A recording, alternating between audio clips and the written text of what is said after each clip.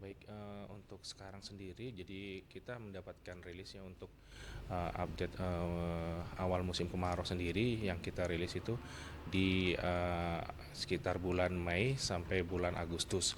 Sedangkan untuk puncak musim kemaraunya itu berada di di bulan Juli hingga Agustus. Sehingga kita sekarang ini masuk ke masih di periode peralihan. Nah, di periode peralihan ini masih ada potensi-potensi cuaca ekstrim yang terjadi. Jadi berdasarkan analisis dinamika atmosfer selama sepekan ke depan tuh jadi diamati ada terdapat Madden-Julian Oscillation di Indonesia dan juga gelombang equatorial Rossby dan gelombang Kelvin.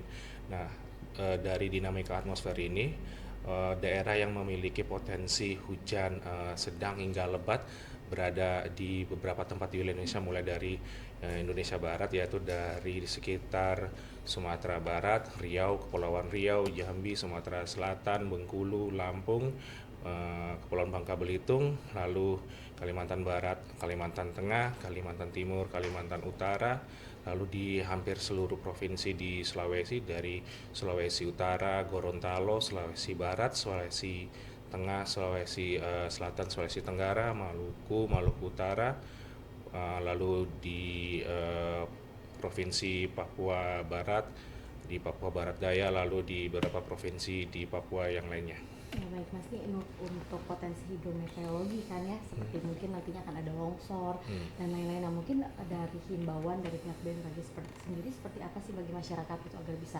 ditanggulangi? Mungkin kan kalau sekarang bisa dilihat atau dicek di situs BMKG begitu kan, tidak semua masyarakat mengunjungi situs tersebut. Nah mungkin seperti apa nih pendekatan ke masyarakatnya untuk bisa menanggulangi bencana-bencana seperti itu Mas? Jadi BMKG sendiri sekarang sudah mampu ya melakukan uh, prediksi maupun peringatan dini bahkan mulai 3 hari ke depan, lalu seminggu ke depan, 3 hari ke depan, bahkan 3 jam sebelum kejadian cuaca ekstrim itu sendiri gitu. Jadi kami juga bekerja sama dengan beberapa stakeholder. Jadi ketika ada potensi cuaca ekstrim itu terjadi, kita akan menyebarkannya dari beberapa kanal, baik juga dari website maupun dari kanal-kanal lain yang lainnya begitu. Oke.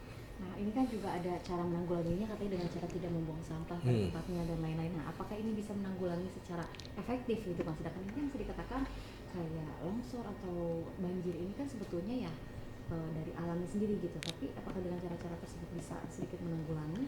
Baik, jadi membuang sampah itu salah satu apa ya, salah satu eh, upaya kita ya untuk memitigasi atau menanggulangi dampak dari bencana hidrometeorologi, karena jika kita dapat melakukan atau membuang sampah pada tempatnya dan itu tidak jadi kita bisa mencegah seperti misalnya drainase yang tersumbat ataupun tidak lancar, karena ya kita tahu ketika drainase tidak lancar maka aliran air dari air hujan itu jika tidak lancar, dan ini akan terjadi limpasan atau terjadi banjir. Hal itu dapat apa ya, melakukan supaya efektif gitu kan. Hmm.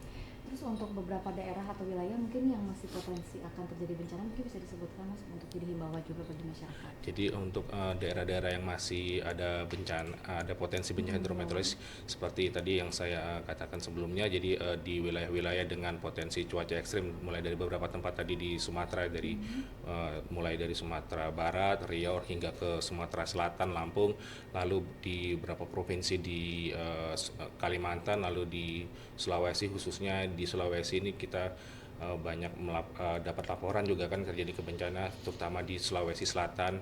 Di beberapa tempat di Sulawesi Selatan terjadi baik banjir maupun longsor, dan di daerah-daerah timur, Maluku Utara, Maluku dan Papua itu masih ada potensi. Jadi kita lihat juga apalagi kalau untuk potensi di daerah topografi tinggi itu ya ada potensi longsor kan di lereng-lereng curam, maupun kalau untuk banjir di daerah-daerah, misal daerah-daerah aliran sungai itu ya potensi. Untuk Jakarta sendiri masih tetap Kalau waspada atau Jakarta bagaimana? sendiri untuk beberapa uh, Bulan ke depan? pekan ke depan masih aman sih. Jadi kita potensi hujannya masih relatif di ringan hingga ataupun sedang.